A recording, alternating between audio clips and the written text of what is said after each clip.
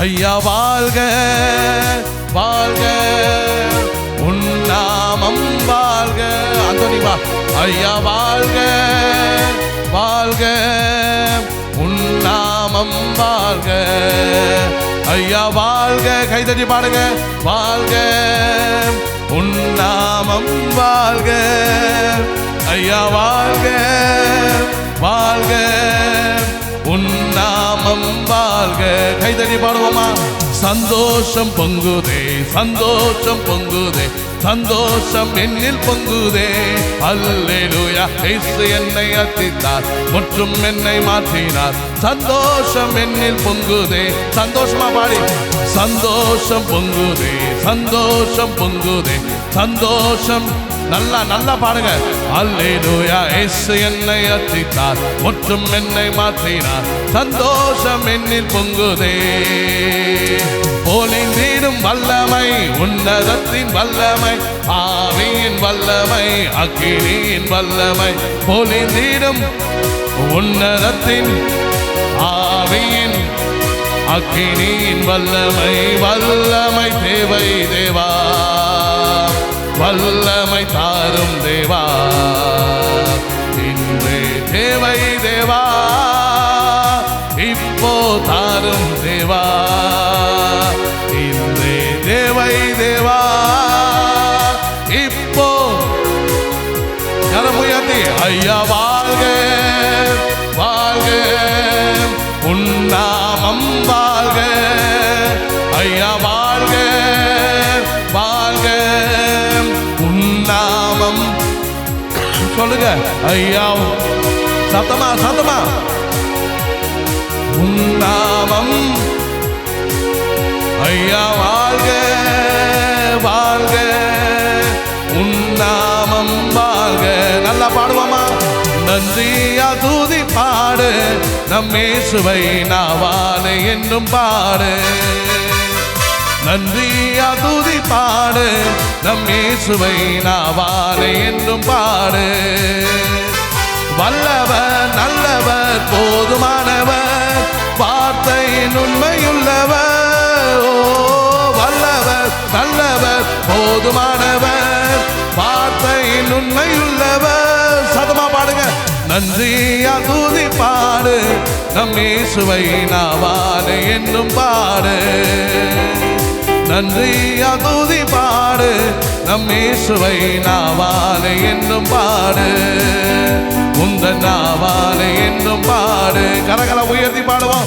ஆமென் அல்லேலூயா ஆமென் அல்லேலூயா ஆமென் அல்லேலூயா ஆமென் அல்லேலூயா. மீனுமா மீனுமா. ஆமென் அல்லேலூயா. சத்தமா பாடி. ஆமென் அல்லேலூயா ஆமென் அல்லேலூயா ஆமென் அல்லேலூயா. மிக மிக ஒரு முக்கியமான தலைப்பு. நேற்று நம்முடைய கத்தோலிக்க திருச்சபையினுடைய ஒரு அடித்தளமாக இருப்பது கடவுளுடைய திருவுளம். அதை நிறைவேற்ற அவரை அறிந்து கொள்வது, அவரை நம்புவது, அதுவே நமக்கு நிலை வாழ்வு என்பதை பற்றி பேசினேன். இன்றைக்கி இன்னும் அதனுடைய அடிப்படை அருட்சாதனம் தான் இந்த நம்முடைய கத்தோலிக்க போதனைக்கு அடித்தளமாக இருக்குது. அந்த அடிப்படை அருட்சாதனம் என்பது திருமுழுக்கு இல்லையா? ஸோ இதில் நிறைய குழப்பம். நம்ம கேத்தலிக் சர்ச்சில் நிறைய குழப்பம் நம்மளால் இல்லை, வெளியிலேருந்து நிறைய பேர் கேள்வி கேட்குறாங்க. அதனால் நம்ம ஆளுங்க குழம்பி போயிடுறாங்க. அதனால் இன்றைக்கி முதல் தலைப்பு முதல்ல திருமுழுக்கு, அப்புறம் சிலை வழிபாடு, இது ரெண்டுத்தையும் நான் பேசிடலான் இருக்கிறேன். சரிங்களா? அதனால் இப்போ முதல்ல நம்ம திருமுழுக்குலேருந்து ஆரம்பிக்கலாம். பேப்டிசம்.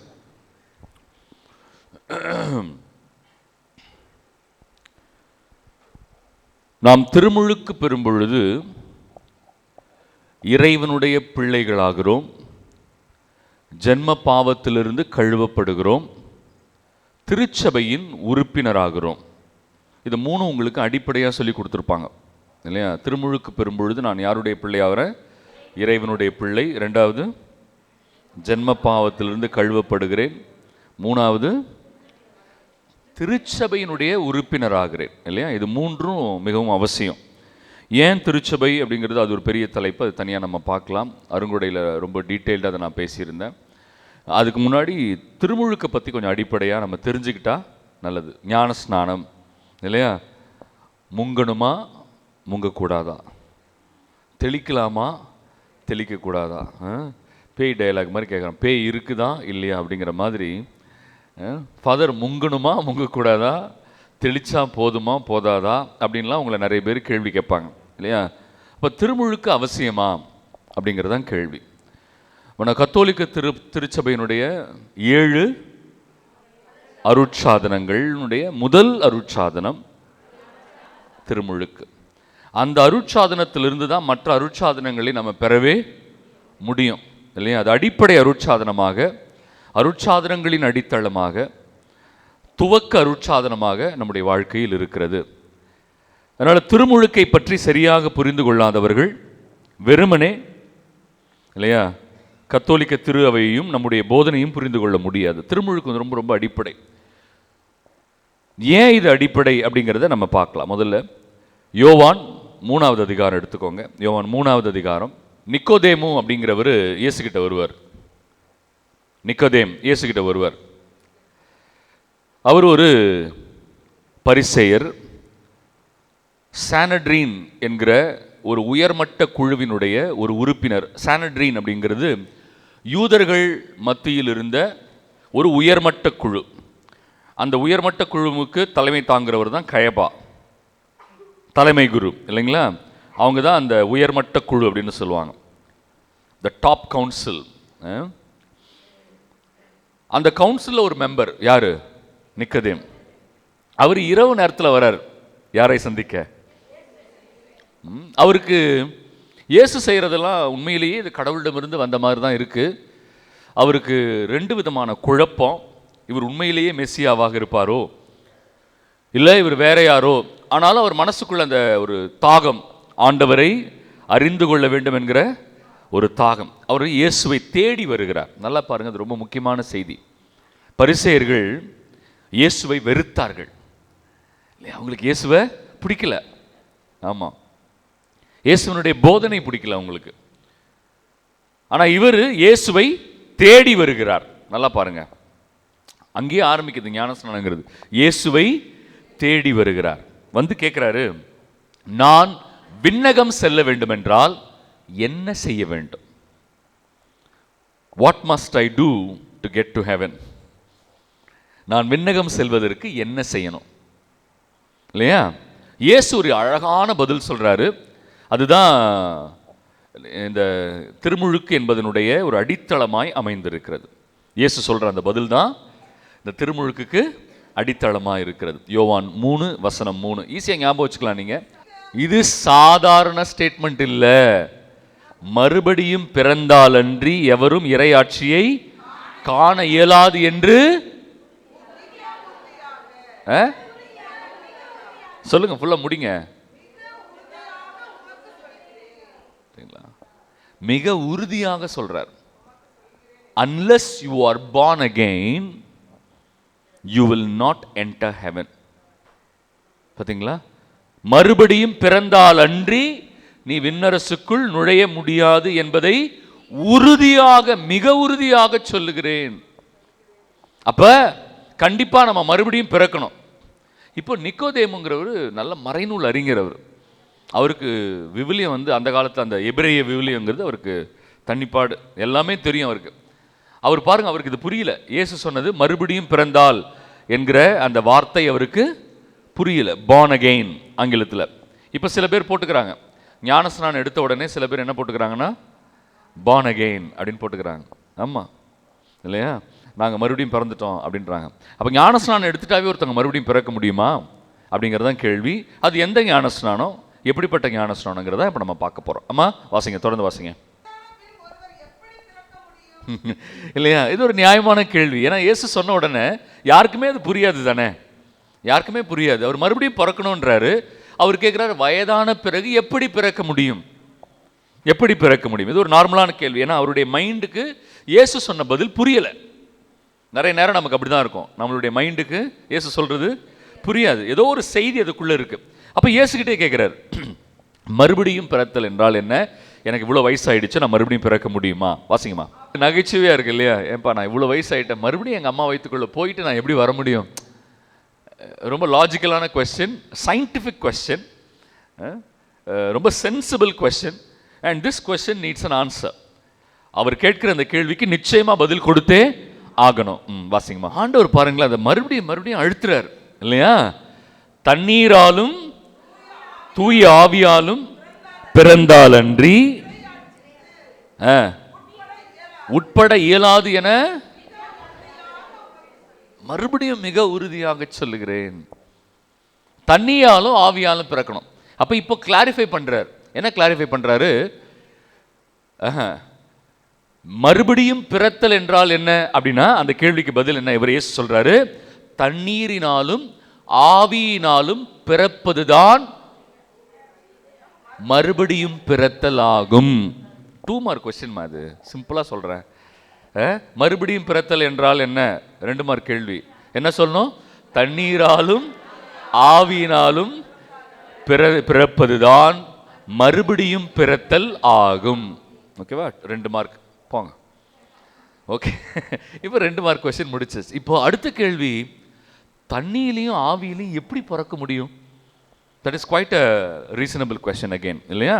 தண்ணியில் பிறக்க முடியுமா? அம்மா வயிற்றுல தானே பிறக்க முடியும். ஆவியில் பிறக்க முடியுமா? பரிசுத்த ஆவியில். அது எப்படி? அவருக்கு மறுபடியும் புரியல. And Jesus goes on to explain. அவர் பாருங்க, அது அழகாக விளக்குவார். வாசிங்கம்மா. அப்ப மறுபடியும் பிறத்தல் என்பது மனிதர் வழியாக பிறப்பது அல்ல. மறுபடியும் பிறத்தல் என்பது மனிதர் வழியாக பிறப்பது அல்ல. அப்ப இந்த பிறப்பு வேற. தெளிவா டிஃபரன்ஷியேட் பண்றார் இல்லையா? ஹியூமன் பர்த் வேற, ஸ்பிரிச்சுவல் பர்த் வேற. மனித பிறப்பு வேற, ஆன்மீக பிறப்பு வேற. மனிதனிடமிருந்து பிறப்பவர்கள் மனித இயல்பை கொண்டிருக்கிறார்கள். அடுத்த வரி வாசிங்கம்மா.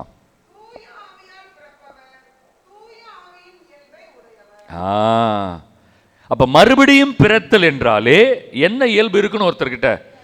தூய ஆவியின் இயல்பை பெற்றிருக்க வேண்டும். இது யாருடைய விளக்கம்? அருள்மணி ஃபாதர் விளக்கம் இல்ல, இயேசு கிறிஸ்துவனுடைய விளக்கம். நம்முடைய கத்தோலிக்க திரு அவை இந்த விளக்கத்தின் அடிப்படையில் தான் நமக்கு ஞானஸ்நானம்னா என்னன்னு சொல்லி கொடுக்குறாங்க. புரியுதுங்களா? அதனால தான் எப்போல்லாம் கேத்தலிக் சர்ச்சை பற்றி நினைக்கிறோனோ நான் ஏன் சந்தோஷப்படுறேன் அப்படின்னா, எவ்வளவு ஆழமாக இறை வார்த்தைக்குள்ளே போய் எல்லா உண்மைகளையும் எடுத்து நமக்கு போதனைகளாக கொடுத்துருக்குறாங்க தெரியுமா கத்தோலிக்க திருச்சபை. ஓகே, நம்ம அதை பார்க்கலாம். இப்போ தூய ஆவியின் இயல்பை ஒருவர் பெற்றிருக்க வேண்டும். இப்போ அடுத்த கேள்வி நல்லா கவனிங்க, எத்தனை கேள்வி வருது பாருங்க. அப்ப தூய ஆவியின் இயல்பை பெற்றவர் எப்படி இருப்பார்? அடுத்த கேள்வி இல்லையா? ஃபாதர், ஒருத்தர் அபிஷேகம் பெற்றிருக்கிறார், ஒருத்தர் ஆவியினால பிறந்திருக்கிறார் என்றால் அவரை எப்படி அறிந்து கொள்ள முடியும்? எல்லாருமே சொல்றாங்க, ஒரு 1500-2000 சபை இருக்கு தமிழ்நாட்டில். ஒரு 2000 சபை, உலகம் ஃபுல்லாக பார்த்தீங்கன்னா ஒரு 5000 சபைக்கு மேலே இருக்கு இல்லையா? இப்போ ஒரு 2000 சபை அவர் தனித்தனியாக சபை வச்சிருக்கிறாரு. இப்போ இவர் தூயாவினால் பிறந்தவரா, இவர் தூயாவினால் பிறந்தவரா, இல்லை இவர் தூயாவினால் பிறந்தவரா? பேர் சொல்ல விரும்பல, அதனால பேர் சொல்லலை, சரிங்களா? இதில் யார் தூயாவினால் பிறந்தவங்க குழப்பம். இங்கே ஒரு குரூப் போகுது, இவரை பிடிச்சவங்களுக்கெல்லாம் இங்கே ஒரு குரூப்பு, அவரை பிடிச்சவங்க அங்கே ஒரு குரூப்பு, இன்னொருத்தரை பிடிச்சவங்களுக்கு இன்னொரு குரூப் போகுது இல்லையாம்மா? இப்போ கேள்வி என்னன்னா, இந்த 1000 பேரில் யார் தூயாவினால பிறந்தவங்க எப்படி தெரிஞ்சுக்கிறது இல்லையா? என்ன அளவீடு, எதை வச்சு இவங்க தூயாவினால பிறந்தவங்கன்னு நான் எப்படி தெரிஞ்சுக்கிறது? ஆமா, அளவீடு. அதுக்கு இயேசுவே அளவீடு கொடுக்கிறார். ஹல்லேலூயா, சந்தோஷமா சொல்லுங்க. காலையில் உற்சாகமே வரலையே, இன்னும் உற்சாகம், இன்னும் உற்சாகம். எஸ், அப்ப இயேசு அளவீடு கொடுக்கிறார். எப்பா, நீங்க யாரும் குழம்ப வேண்டாம், நானே சொல்லிடுறேன் தூய ஆவியினால பிறந்தவங்க எப்படி இருப்பாங்கன்னு நானே சொல்றேன் அப்படின்னு இப்ப இயேசு சொல்றார். வாசிங்க.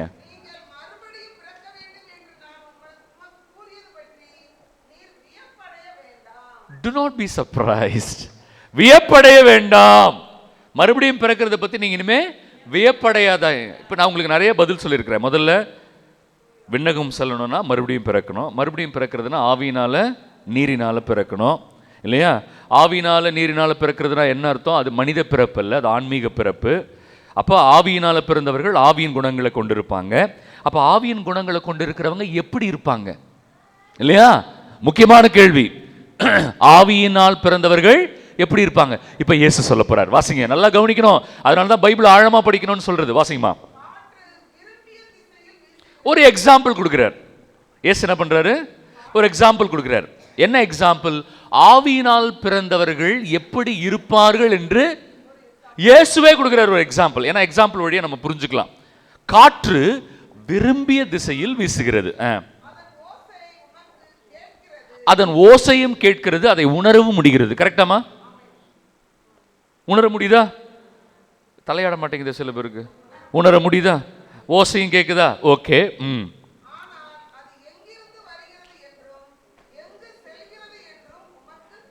யாருக்காவது தெரியுமா?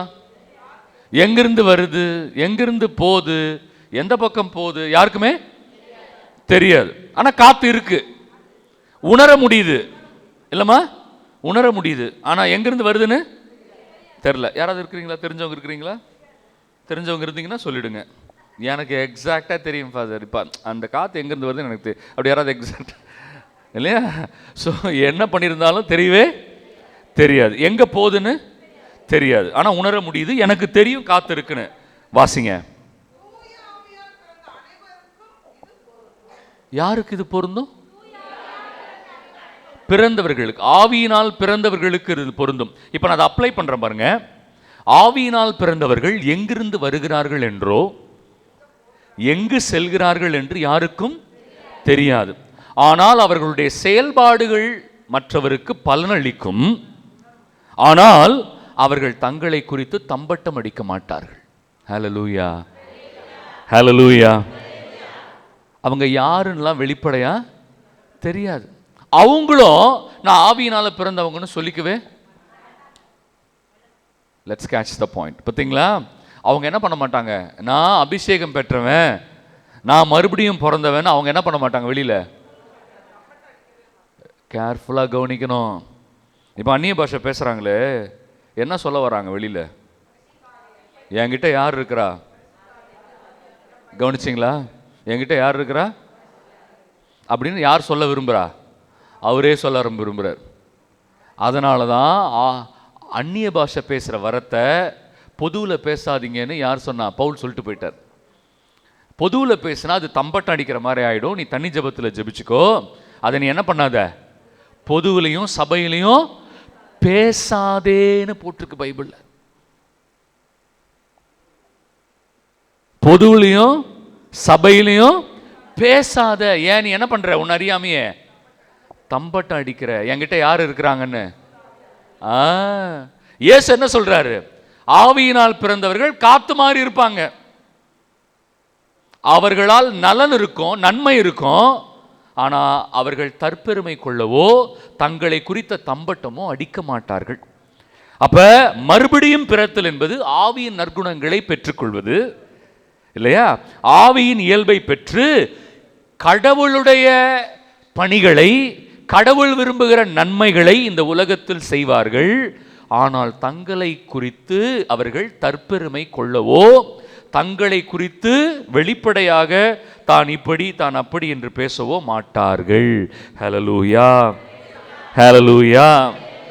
அப்ப இதுல தெளிவா இருக்கு, ஆவியினால் பிறக்கிறவங்க எப்படி இருப்பாங்கன்னு இயேசு சொல்லியிருக்கிறார். இயேசுவே சொல்லிட்டார் இல்லையா? இப்ப நீங்க கொஞ்சம் கொஞ்சமா புரிஞ்சுக்கிட்டே வரணும். அப்ப ஃபாதர், அப்ப பேப்டிசம், ஞானஸ்நானம் இதனுடைய என்ன பங்கு வகிக்கிறது? பிரியமானவர்களே, ஞானஸ்நானத்துல ஊற்றப்படுகிற தண்ணீர் என்பது தூய ஆவியாரின் அடையாளம். Water is the symbol of the holy spirit. Water is the external symbol of the holy spirit. மறுபடியும் சொல்றேன், தண்ணீர் என்பது தூய ஆவியானவருடைய வெளி அடையாளமாய் மட்டுமே இருக்கிறது. தண்ணி என்னவா இருக்கு? என்ன அடையாளம்? வெளி அடையாளம். நான் உள்ள அகத்துல பெறுகிற தூய ஆவியானவருடைய புற அடையாளமாக மட்டுமே தண்ணீர் இருக்கிறது இல்லையா? தண்ணி என்பது வெறும், மறுபடியும் சொல்லுங்க, அடையாளம், வெளி அடையாளம் அல்லது புற அடையாளம். அதுவே ஞானஸ்நானம் இல்லை. புரியுதுங்களா? முங்குனா ஞானஸ்நானமா ஃபாதர்? தெளிச்சா ஞானஸ்நானமா ஃபாதர்? பிரியமானவர்களே, முங்குனாலும் தப்பு இல்லை, தெளிச்சாலும் தப்பு இல்லை. ஏனென்றால் தண்ணீர் என்பது வெறுமனே புற அடையாளம். யோவான் 7:37. சீக்கிரம். இதெல்லாம் புரிஞ்சுக்காம தான் என்னென்னமோ பேசுறாங்க இல்லையா? இது நம்ம தெரிஞ்சு வச்சுக்கிட்டாதான் நம்முடைய நம்பிக்கை ஆழப்படும். நம்ம யாருக்கும் போய் சொல்ல வேண்டாம். இயேசு, நல்லா கவனிங்க, அந்த பெருநாள்ல இயேசு எழுந்து நின்று உரத்த குரலில் என்ன சொல்றாரு? இயேசு, யாரேனும் தாகமா இருந்தால் என்னிடம் வரட்டும். தாகம்னா என்ன? உங்களுக்கு தண்ணி வேணுமான்னு கேட்கிறாரு இல்லையா? அங்க நிறைய பேர் வந்திருக்கிறாங்க திருவிழாவுக்கு. திருவிழாவுக்கு என்ன பண்ணியிருக்காங்க? நிறைய பேர் வந்திருக்கிறாங்க. இஸ்ரவேல் நாட்டில் பெரிய பிரச்சனையே தண்ணி பிரச்சனை தான். இப்போ அவங்க என்ன புரிஞ்சிருப்பாங்க? இயேசு இப்படி மேலே நின்று சொல்றாரு, பா யாராவது தாகமா இருந்தா என்கிட்ட வாங்கப்பா. அப்படின்னா என்ன அர்த்தம்? ஓ, வாட்டர் பாட்டில் விற்கிறாரு போல இருக்கு. இயேசு என்ன விற்கிறாரு? இல்லை ஃப்ரீயாக கொடுக்குறாரு போல இருக்கு. திருவிழாவுக்கு எல்லாம் கூட்டமாக வந்திருக்கிறாங்க, இல்லை நிறைய பேருக்கு தண்ணி கிடைக்காது. அதனால அவர் என்ன கூப்பிடுறாரு? தாகமாக இருக்கிறவங்க வாங்கப்பா, நான் தண்ணி பாட்டில் வச்சிருக்கிறேன், தண்ணி கொடுக்குறேன். அப்படிதான் நினைப்பாங்க. இப்போ இயேசுவே அதை விளக்குவார். வாசிங்கம்மா.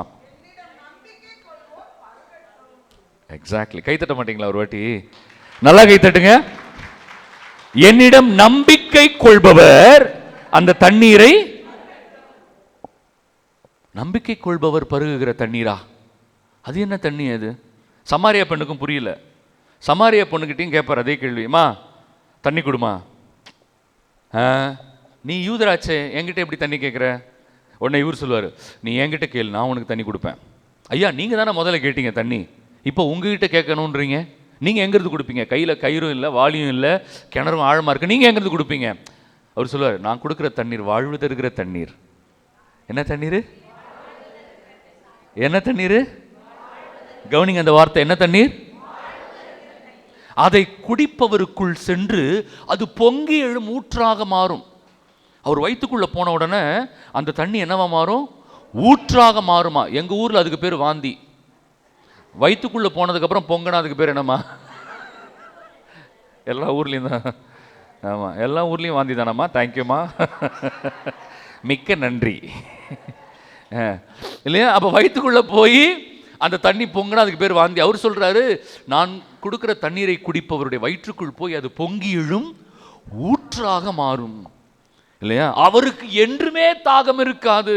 மறுபடியும் அவருக்கு என்றுமே தாகம் இருக்காது. உடனே அந்த பொண்ணு சொல்வா, ஐயா அப்படி என்றால் அந்த தண்ணீரை முதலில் எனக்கு தாரும். இவ்வளவு தூரம் நான் தண்ணி எடுக்க வரவே தேவையில்லை. அப்ப அந்த தண்ணி வேணும்னு அந்த பொண்ணு கேட்ட உடனே சொல்வாரு, போய் உன் வீட்டுக்காரை கூட்டி கொண்டு வா. இல்லையா?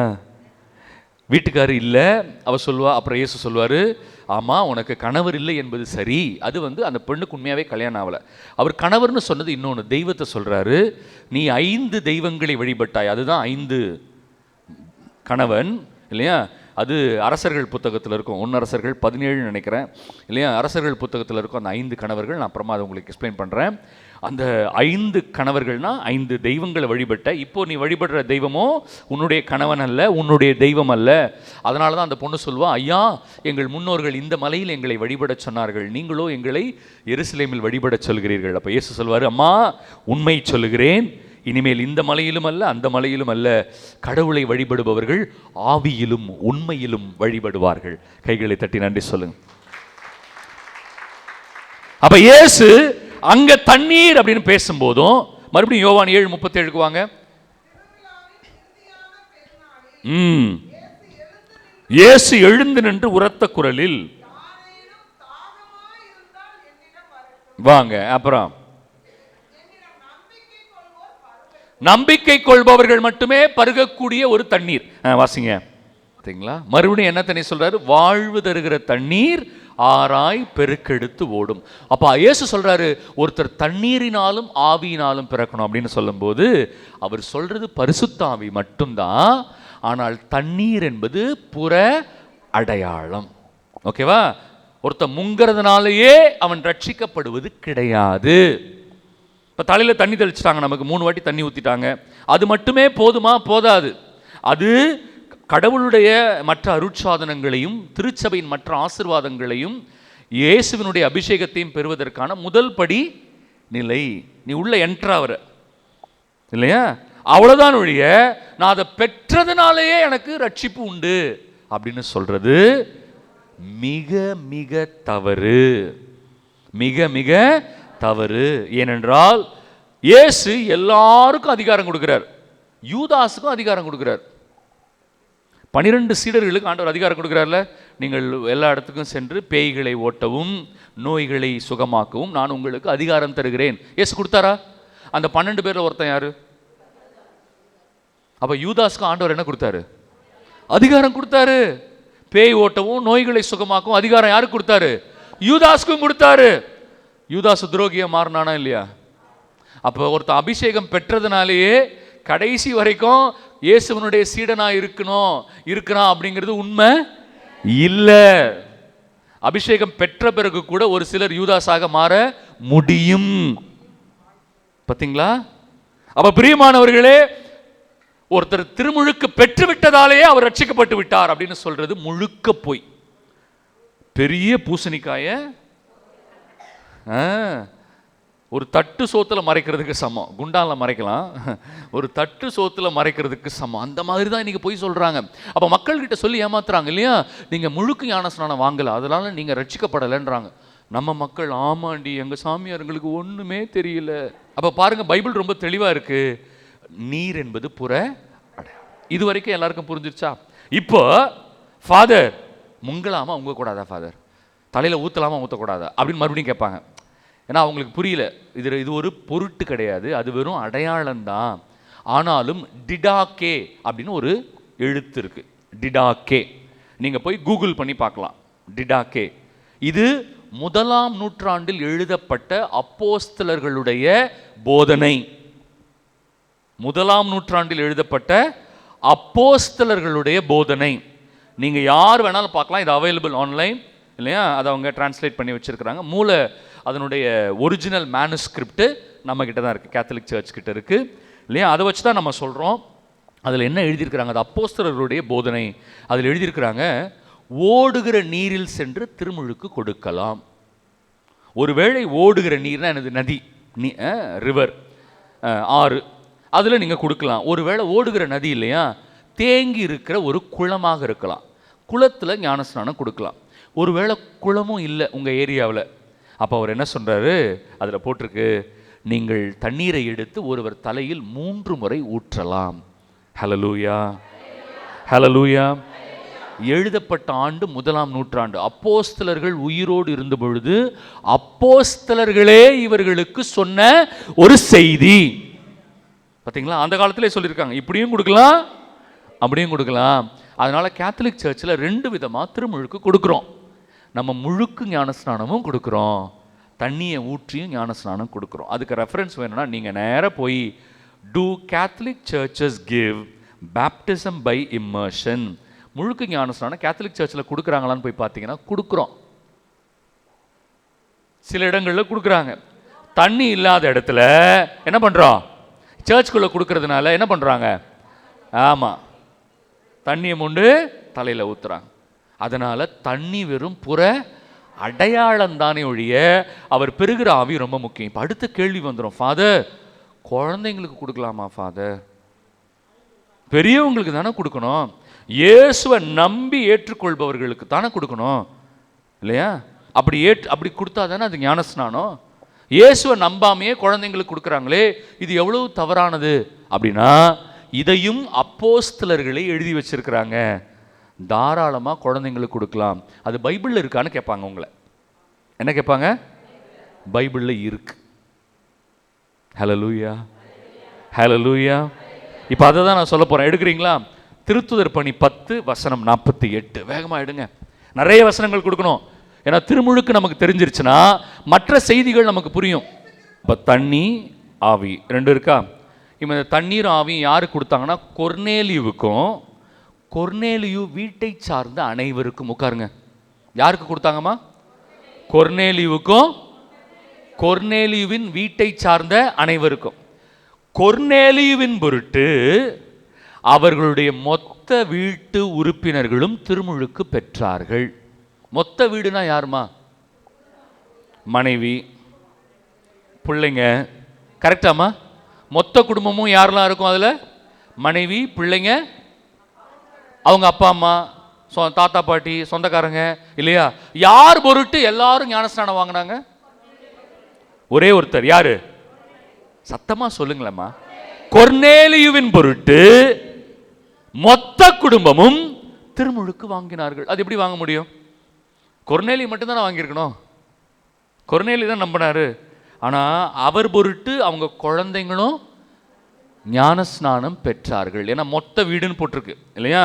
மொத்த வீடுனா வெறும் கொர்நேலியு தாங்க மொத்த வீடு அப்படின்னு யாராவது சொல்ல முடியுமான்னு எனக்கு தெரியல. ஓகேவா? அடுத்தது திருத்துதர் பணி 11வது அதிகாரம் 14வது வசனம். நீரும் வீட்டாரும். அம்மா கவனிங்கம்மா, பாயிண்ட் தான். நீரும் வீட்டார். வீட்டார்னா யாரு? எல்லாரும், மனைவி, பிள்ளைங்க. அப்ப எல்லாரும் சேர்ந்து என்ன வாங்குறாங்க? ஞானஸ்நானம் வாங்குறாங்க. நம்பர் 1 ரெஃபரன்ஸ் உங்களுக்கு, குடும்பமா சேர்ந்து ஞானஸ்நானம் வாங்குறது. நம்பர் 2 திருத்துதர் பணி 16வது அதிகாரம் 15வது வசனம். லிடியாவும் அவருடைய வீட்டாரும் திருமுழுக்கு பெற்றனர். அம்மா வீட்டார்னா யாருமா? 16 15மா? குடும்பத்தார்னா யாருமா? எல்லாருமே இல்லையா? அவருடைய கணவனாக இருக்கலாம், பிள்ளைகள், அப்பா அம்மா, அவங்க வீட்டில் வேலை செய்றவங்க, அவங்க வீட்டில் இருக்கிற எல்லாரும், அவரும் அவருடைய வீட்டாரும் திருமுழுக்கு பெற்றார்கள். பார்த்தீங்களா? இங்க இன்னொரு ரெஃபரன்ஸ் இருக்கா? ஒருத்தர் மட்டும் வாங்கல, ஒருவரின் பொருட்டு குடும்பமே ஞானஸ்நானம் வாங்குறாங்க. ஓகேவா? இப்போ கேள்வி இங்கே வருது, எப்படிங்க குடும்பத்துக்கு கொடுக்க முடியும்? இயேசுவை நம்புற ஒருத்தருக்கு தானே கொடுக்கணும். ஆனால் அவர் பொருட்டு யாரெல்லாம் வாங்குறா? நம்பிக்கையாளர் ஒருவர் பொருட்டு அந்த குடும்பத்தில் இருக்கிற அனைவரும் திருமுழுக்கு பெற்றார்கள். ஞாபகம் வச்சுக்கணும். சும்மா ஒருத்தருக்கு மட்டும் கொடுக்கலாங்க. ஏன்னா லிடியா மட்டும்தான் பவுலுடைய போதனையை கேட்கிறா. பரிசுத்த ஆவியானவர் ஒரு இதயத்தை திறக்கிறார். அதனால அவங்க வீட்டுக்கு கூட்டிட்டு வராங்க. அதனால லிடியாவின் பொருட்டு குடும்பத்தார் அனைவரும் திருமுழுக்கு பெற்றார்கள். இப்ப புரியுது? பெற்றோர் பொருட்டு பிள்ளைகள் ஏன் திருமுழுக்கு பெறுகிறார்கள் இப்ப உங்களுக்கு புரியணும் இல்லையா? ஞாபகம் வச்சுக்கிட்டே வாங்க. நான் அடுத்த ஒரு ரெஃபரன்ஸ் கொடுக்குறேன். 16 வசனம் 33 வாசிங்க. யாரு? அந்த ஜெயிலர், அந்த வாயில் காப்பாளன். ஒரு மிகப்பெரிய நிலநடுக்கம் ஏற்படுகிறது இல்லையா? பவுலும் சீலாசும் ஜெயிலில் என்ன பண்றாங்க? ஆண்டவரை துதிக்கிறாங்க. நான் நிறைய ஆராதனையில் சொல்லியிருக்கிறேன். துதிக்கிறாங்க. துதிக்கும் போது நிலநடுக்கம் ஏற்படுகிறது. அந்த சிறை கதவு தானாய் திறகிறது. உடனே அங்கே இருக்கிற வாயில் காப்பாளன், சிறை காவலன் என்ன தெரியுமா நினைக்கிறான்? ஐயோ எல்லாம் தப்பிச்சு போயிட்டாங்க, அப்போ நம்மளை கொன்னுடுவாங்க, நாமளே நம்மளை தற்கொலை பண்ணிக்கலாம் அப்படின்னு அவர் கத்தி எடுத்து கழுத்து அறுக்க போகும்போது உள்ளிருந்து பவுல் கத்துறாரு, உனக்கு எந்த தீங்கும் செய்து கொள்ளாதே, நாங்கள் எங்கும் போகவில்லை, இங்கே தான் இருக்கிறோம், நாங்கள் தப்பிச்சு போல. நல்லா கவனிங்கம்மா, வாசிங்கம்மா. அவரும் அம்மா அன்னைக்கு வரைக்கும் அவர் கூட இருந்த குடும்பம் யாருக்குமே இயேசுவை பற்றி தெரியாதுமா. சிறை காவலன் மட்டும்தான் அறிந்து கொள்கிறான். ஆகவே சிறை காவலன் அவன் பொருட்டு அவன் குடும்பத்தாரும் அவனை சார்ந்தவர்களும் ஞானஸ்நானம் பெற்றார்கள். ஹல்லேலூயா, ஹல்லேலூயா. சூப்பரா இருக்கா? இப்போ நல்லா பாருங்க, பைபிளில் ரொம்ப தெளிவாக இருக்கு. ஒருவர் பொருட்டு இன்னொருத்தர் ஞானஸ்நானம் பெறுகிறார்கள். கரெக்டா? எடுங்க 1 கொரிந்தியர் 7:14 எடுங்க.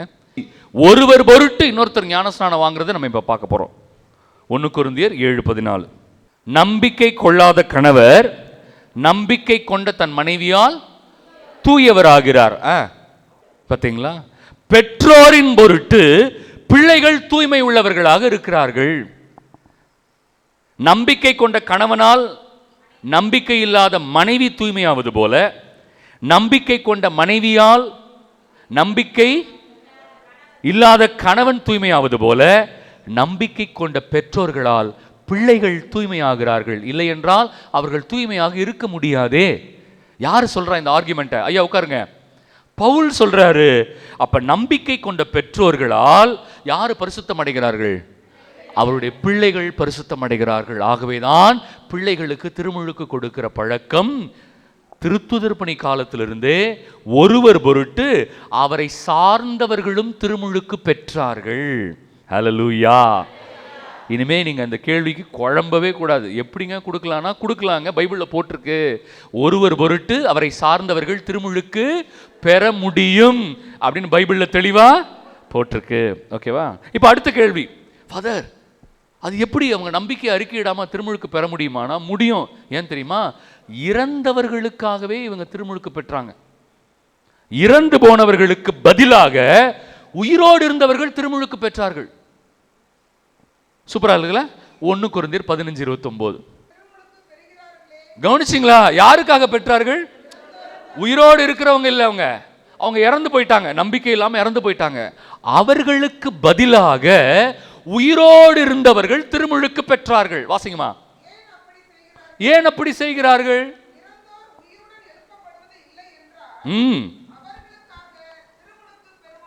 அவர்கள் உயிரோடு எழுப்பப்பட வேண்டும் என்பதற்காக அவர்கள் திருமுழுக்கு பெற்றார்கள்.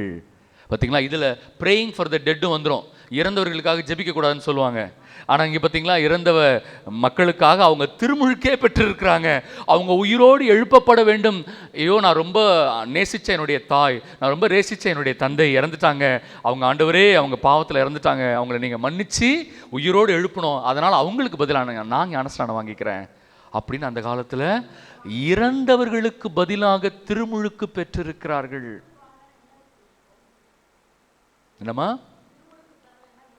போக முடியாது, அதனால அவர்களுக்கு பதிலாக இவர்கள் திருமுழுக்கு பெற்றிருக்கிறார்கள். பார்த்தீங்களா? இப்ப பைபிள் எவ்வளவு அழகா இருக்கு. அப்ப இவ்வளவு ரெஃபரன்ஸ் கொடுத்திருக்கிறேன் உங்களுக்கு. அப்ப ஒருவரின் நம்பிக்கையின் பொருட்டு அவரை சார்ந்தவர்களும் அவருடைய குடும்பத்தினரும் திருமுழுக்கு பெற்றார்கள். ஒரு படி மேல போய் இறந்தவர்களுக்காகவே இன்னொருத்தங்க வாழ்றவங்க திருமுழுக்கு பெற்றிருக்கிறார்கள். அப்ப திருமுழுக்கு, தண்ணீரால் திருமுழுக்கு என்பது வெறுமனே புற அடையாளம் தான் இல்லையா? அப்ப பரிசுத்த ஆவியை முதல்ல நம்ம ரிசீவ் பண்ணணும். ஓகே, இப்ப அடுத்த செய்தி பார்க்கலாம்.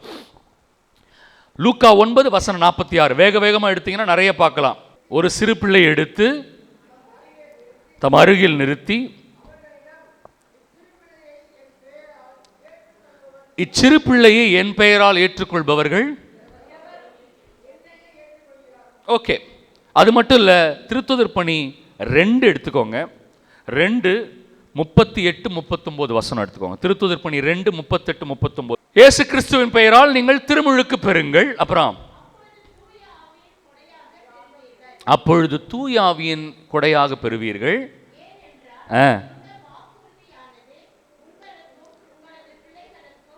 நீங்கள் பெறுகிற தூய ஆவியின் கொடைகள் அது உங்களுக்கு மட்டுமல்ல,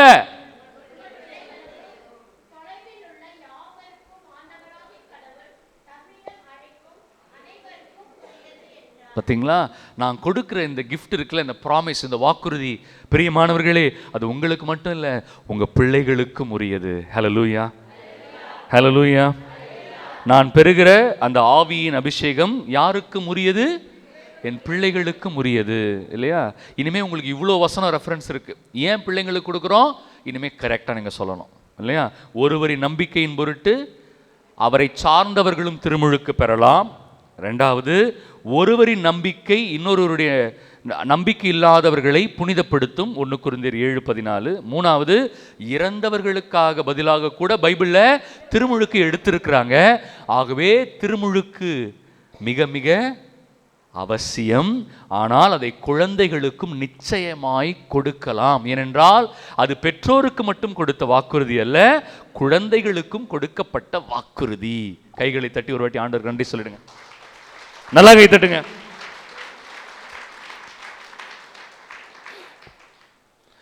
ஃபாதர், குழந்தைங்க பாவீங்களா? ஃபாதர், குழந்தைங்க பாவீங்களா?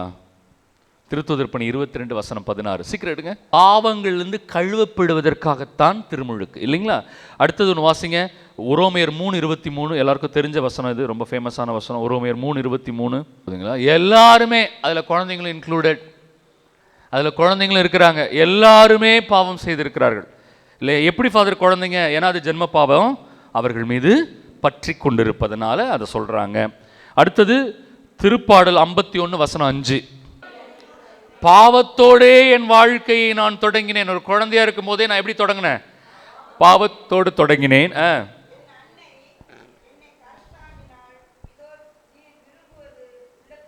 சரி, அப்போ நான் பிறக்கும் போதே ஜென்ம பாவத்தோடு தான் நான் பிறக்கிறேன்.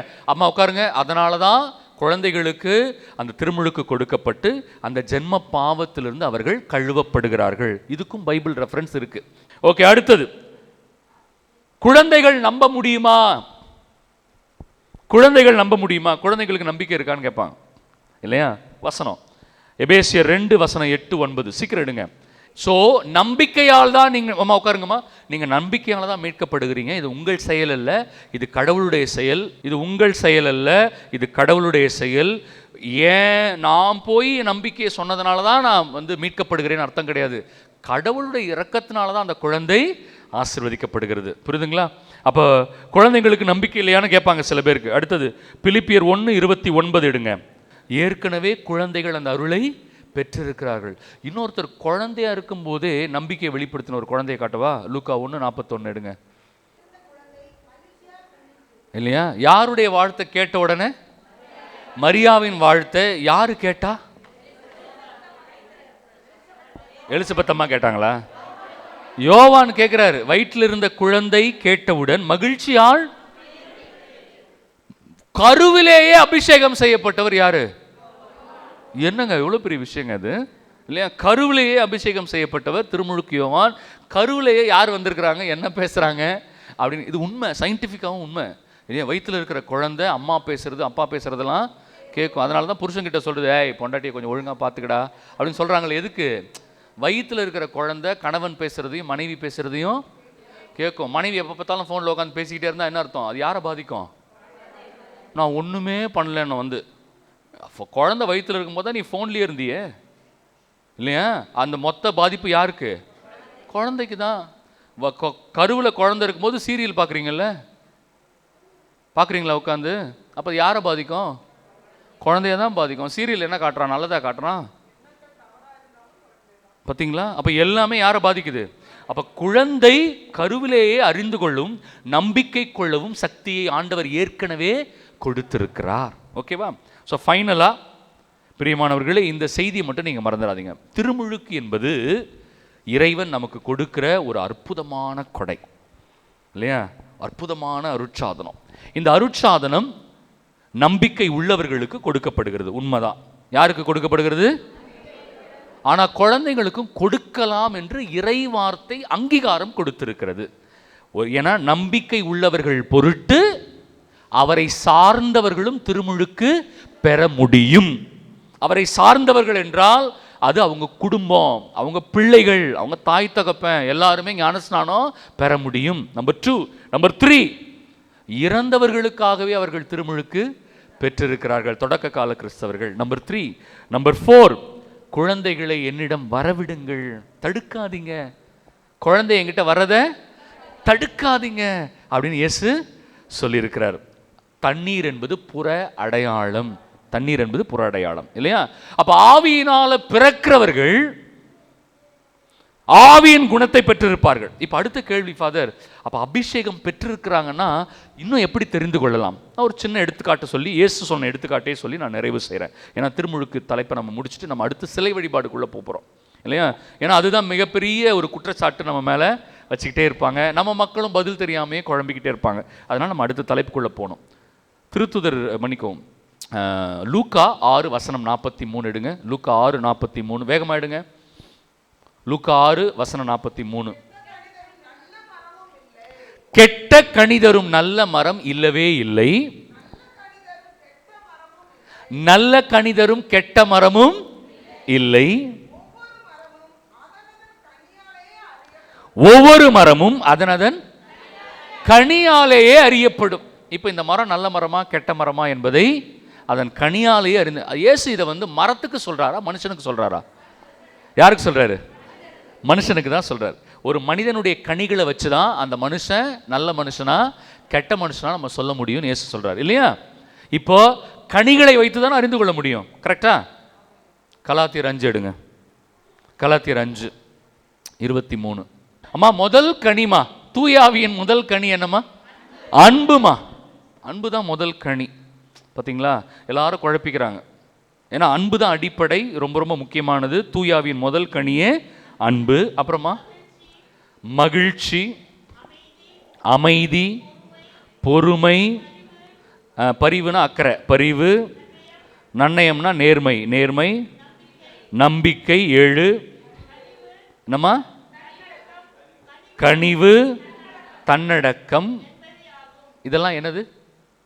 தூயாவின் கனி. இப்போ இயேசு சொல்றாரு, ஒரு மரம் நல்ல மரமா கெட்ட மரமா என்று அதன் கனிகளை வைத்து அறிந்து கொள்ளலாம். இப்போ நம்ம வாசிச்சதெல்லாம் எதனுடைய கனிகள்? தூயாவியின் கனிகள். அப்போ ஒருத்தர்கிட்ட தூயாவி இருக்குதுன்னா என்ன கனிகள்லாம் இருக்கணும்? இந்த 9 கனிகள் அவர்கிட்ட இருக்கணும். கொடைகளை வைத்து ஒருத்தர்கிட்ட அபிஷேகம் இருக்குதான்னு தெரிஞ்சுக்க முடியாது, கனிகளை வச்சு தான் தெரிஞ்சுக்க முடியும். ஏன் தெரியுமா? கொடைகள் அழிந்து போகும். எது அழிஞ்சு போகும்? பார்த்தீங்களா? கொடை காணாம போயிடும். கனியை வச்சு தான் ஒருத்தர்கிட்ட பரிசுத்தாவி இருக்குதா இல்லையான்னு. அப்போ ஒருத்தர் அந்நிய பாஷை பேசிட்டதுனாலே அவர்கிட்ட ஆவியானவர் இருக்கிறாருன்னு அர்த்தம் இல்லை. எதை வச்சு தெரிஞ்சுக்க முடியும்? கனிகளை வச்சு தான் தெரிஞ்சுக்க முடியும். அது நல்ல மரமா கெட்ட மரமா என்று. ஏனென்றால் கிறிஸ்துவுக்கு விரோதமானவர்கள் கூட அதிசயங்களை அற்புதங்களை செய்ய முடியும். யாருக்கு விரோதமானவங்க? அப்போ அதிசயம் அற்புதத்தை வச்சு ஒருத்தர்கிட்ட அபிஷேகம் இருக்குதான்னு சொல்லக்கூடாது, சொல்லக்கூடாது. ஏன்னா அது தெரியாது நமக்கு. அவர் இயேசுனால செய்கிறாரா பிசாசுனால செய்கிறாரா நமக்கு தெரியாது. அப்போ அந்த மரத்தை எப்படி நம்ம ஜட்ஜ் பண்ண முடியும்? கனிகளை வச்சு தான் சொல்ல முடியும் இல்லையா? ஆவியினால் பிறந்தவர்கள் ஆவிக்குரிய இயல்பை பெற்றிருப்பார்கள். ஆவிக்குரிய இயல்புனா இந்த 9 கனிகள் தான், கொடைகள் கிடையாது. ஏன்னா கொடைகள் அழிந்து போகும். நேற்று உங்களுக்கு தெளிவாக சொல்லி கொடுத்தேன். எங்க இருக்குது கொடைகள் அழிந்து போகும்னு? 1 கொரிந்தியர் 13:8 இருக்கே. 1 கொரிந்தியர் 13:8 இருக்கு. கொடைகள் அழிந்து போகும், அன்பு அழியவே அழியாது. எந்த கொடை ஒழிந்து போகும்? இறைவாக்கு உரைக்கும் கொடை ஒழிந்து போகும். போதுமா? ஒழிஞ்சு போயிடுமா? அந்த வார்த்தை எவ்வளவு இன்ட்ரெஸ்டிங்கா இருக்கு பாருங்களேன். இறைவாக்கு உரைக்கிற கொடையும் ஒழிந்து போகும். பைபிள் ஏன் பைபிள் படிக்கிறாங்களா இல்லைன்னு தெரியல. நிறைய பேர் சும்மா கொடையை வச்சுக்கிட்டு ஊரெல்லாம் ஏமாத்திக்கிட்டு இருக்கிறாங்க. இறைவாக்கு உரைக்கும் கொடையும் ஒழிந்து போகும். வாசிங்க. அந்நிய பாஷை பேசும் பேச்சும் ஓய்ந்து போகும் இல்லையா? காணாம போயிடும், நின்றுடும் இல்லையா? இன்னும் வருது, இன்னும் நிறைய இருக்கு. வாசிங்கம்மா. அறிவும் அழிந்து போகும். ஏன்னா அதுவும் one of the gifts of the holy spirit. நல்ல அறிவோடு பேசுறது கூட கொடைகளில் ஒன்று. அறிவும் அழிந்து போகும். பார்த்தீங்களா? ஆனால் கனி அழியாது. ஹல்லேலூயா சொல்லுங்களேன். கனி அழியவே அழியாது. அவங்க பேசுகிற இறைவாக்கு கூட ரொம்ப குறை உள்ளது. அதனால தான் இஷ்டத்துக்கு அள்ளி விடுறது. கருப்பு சட்டை இல்லையா, இந்த புடவை, இந்த நபர், சில பேர் பேரும் சொல்கிறாங்க. கடவுளுக்கு வெளிச்சம், கடவுள் பார்த்துக்கிட்டோம் இல்லையா? ஆனால் எஞ்சி வாசிங்க, தொடர்ந்து வாசிங்கண்ணா. அதை இன்னும் முடியல. அன்பு அழியாதுன்னு இருக்குல்ல, அதை அப்படி தொடர்ந்து வாசிங்க. அண்ணா உட்காருங்க. ஆமாம் அக்கா வாசிக்கிட்டோம். அறிவு, நம்ம அறிவு எப்படிப்பட்ட அறிவுமா? அரைகுறையானது. வாசிங்க.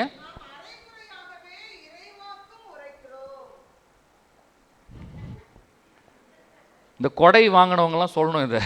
நாம் அரைகுறையாகவே இறைவாக்கும்.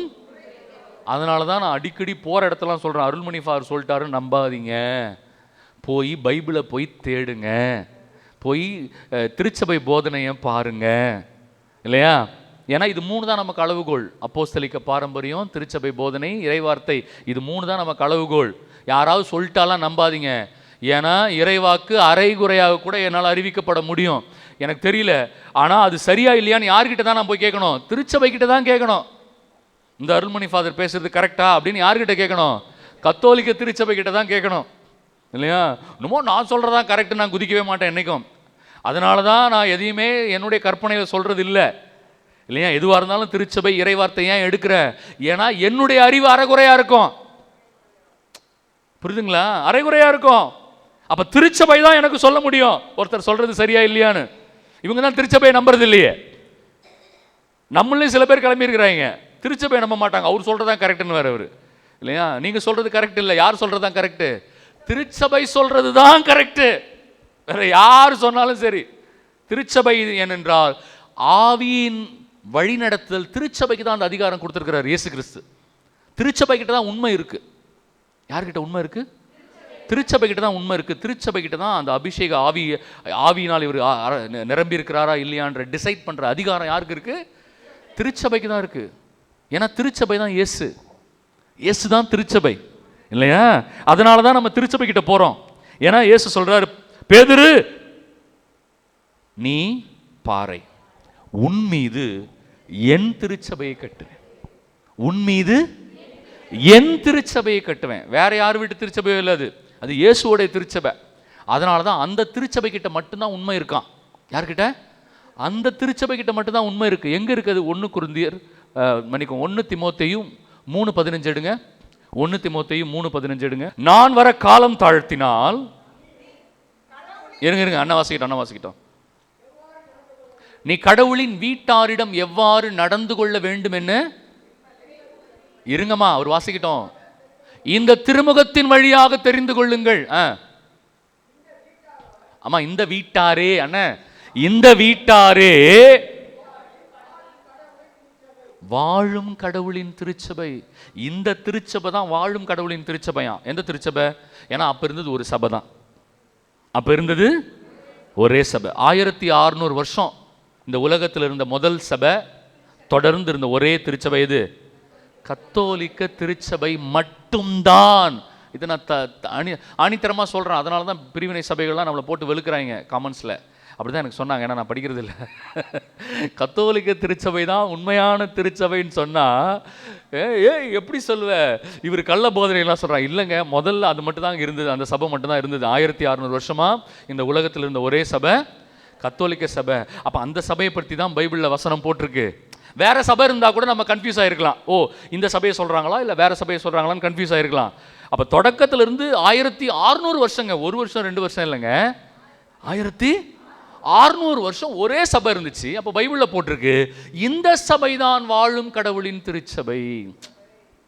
அதுவும் சாதாரண கடவுள் இல்லை, வாழும் கடவுள். இங்கே தான் உயிரோட கடவுள் இருக்கிறாரா.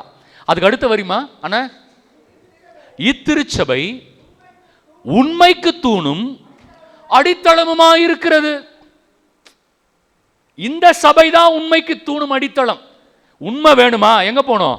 இந்த சபை கிட்ட போ. எந்த சபை? கத்தோலிக்க திருச்சபை கிட்ட போ. இப்ப புரியுதுங்களா? அப்ப நான் என்ன பேசுறேன், சரியா தவறா அப்படின்னு யாரால தீர்ப்பிட முடியும்?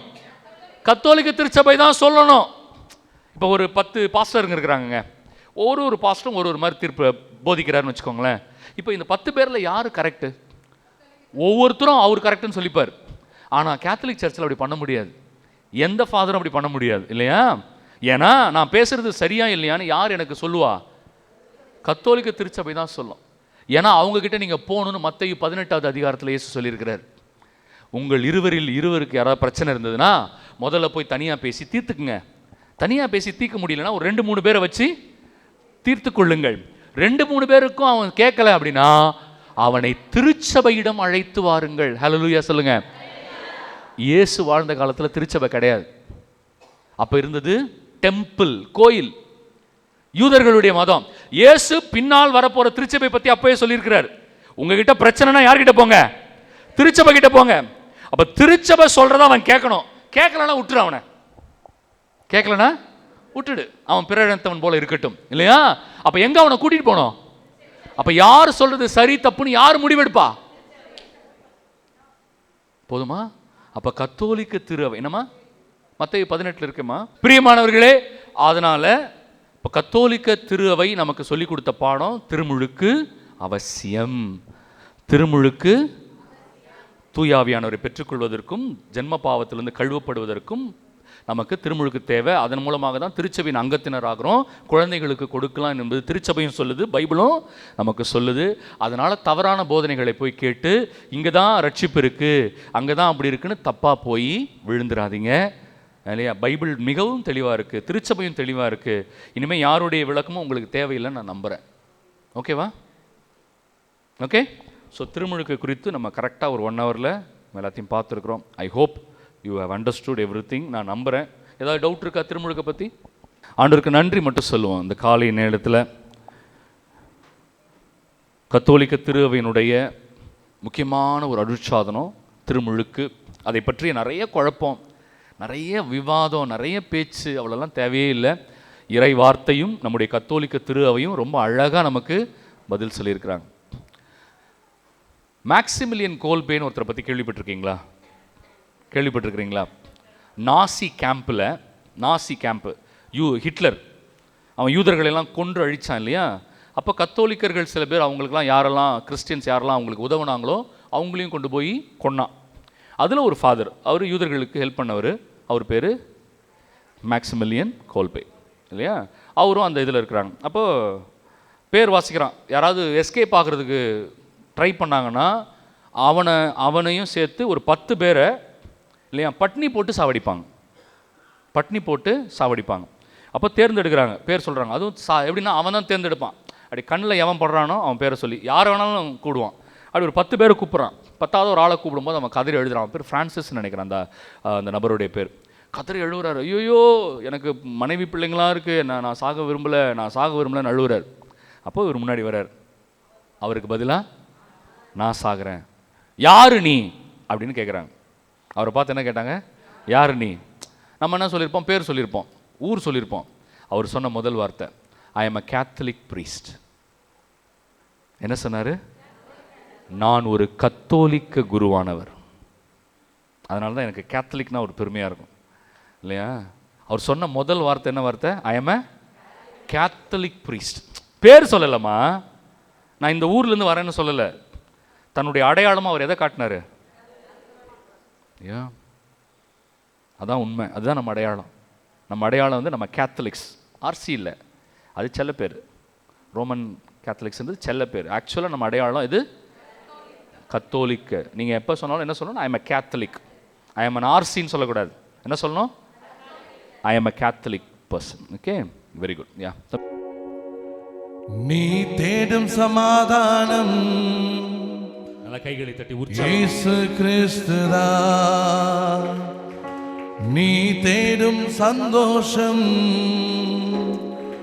இயேசு கிறிஸ்துதான்.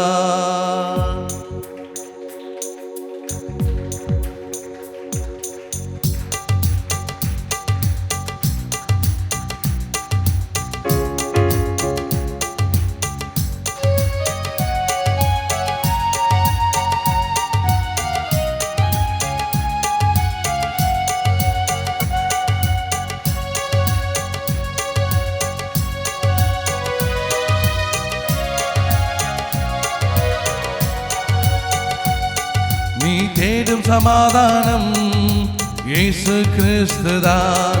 நீ தேடும் சந்தோஷம் இயேசு கிறிஸ்துதான். நீ தேடும் சமாதானம் இயேசு கிறிஸ்துதான். நீ தேடும் சந்தோஷம் இயேசு கிறிஸ்துதான். ஆனந்தம் மாறுதல் இயேசு கிறிஸ்துதான். ஆனந்தம் மாறுதல் இயேசு கிறிஸ்துதான். நம்மாவில் எல்லாமே இயேசு கிறிஸ்துதான். இனி நம்மாவில் எல்லாமே இயேசு கிறிஸ்துதான். நீ தேடும் சமாதானம் இயேசு கிறிஸ்துதான். நீ தேடும் சந்தோஷம் இயேசு கிறிஸ்துதான்.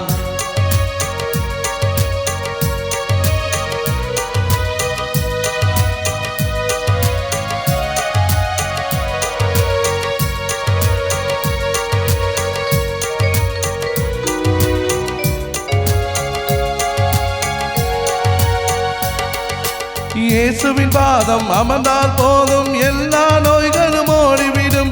இயேசுவின் பாதம் அமர்ந்தால் போதும் எல்லா நோய்களும் ஓடிவிடும். இயேசுவின் பெயரை சொன்னால் போதும் தொல்லைகள் எல்லாம் ஓடிவிடும். இயேசுவின் பெயரை சொன்னால் போதும் தொல்லைகள் எல்லாம் நீங்கிவிடும். தொல்லைகள் எல்லாம் நீங்கிவிடும், நம் தொல்லைகள் எல்லாம் நீங்கிவிடும். நீ தேடும் சமாதானம் இயேசு கிறிஸ்துதான், நீ தேடும் சந்தோஷம் இயேசு கிறிஸ்துதான். ஆனந்தம் மாறுதல் இயேசு கிறிஸ்துதான், ஆனந்தம் மாறுதல் இயேசு கிறிஸ்துதான். என் வாழ்வில் எல்லாமே இயேசு கிறிஸ்துதான், என் வாழ்வில் எல்லாமே இயேசு கிறிஸ்துதான்.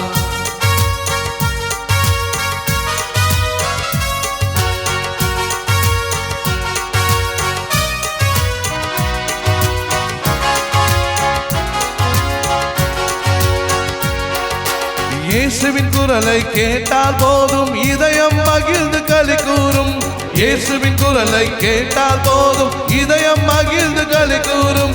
இயேசுவின் பெயரை தொடர்ந்து கேட்டால் பரிசுத்த ஆவியின் அபிஷேகம், இயேசுவின் குரலை தொடர்ந்து கேட்டால் பரிசுத்த ஆவியின் அபிஷேகம், பரிசுத்த ஆவியின் அபிஷேகம், பரிசுத்த ஆவியின் அபிஷேகம். நீ தேடும் சமாதானம் இயேசு கிறிஸ்துதான், நீ தேடும் சந்தோஷம் இயேசு கிறிஸ்துதான். ஆனந்தம் மாறுதல் இயேசு கிறிஸ்துதான், ஆனந்தம் மாறுதல் இயேசு கிறிஸ்துதான். நம் வாழ்வில் எல்லாமே இயேசு கிறிஸ்துதான், நம் வாழ்வில் எல்லாமே இயேசு கிறிஸ்துதான், நம் வாழ்வில் எல்லாமே இயேசு கிறிஸ்துதான். இனி நம் வாழ்வில் எல்லாமே இயேசு கிறிஸ்துதான்.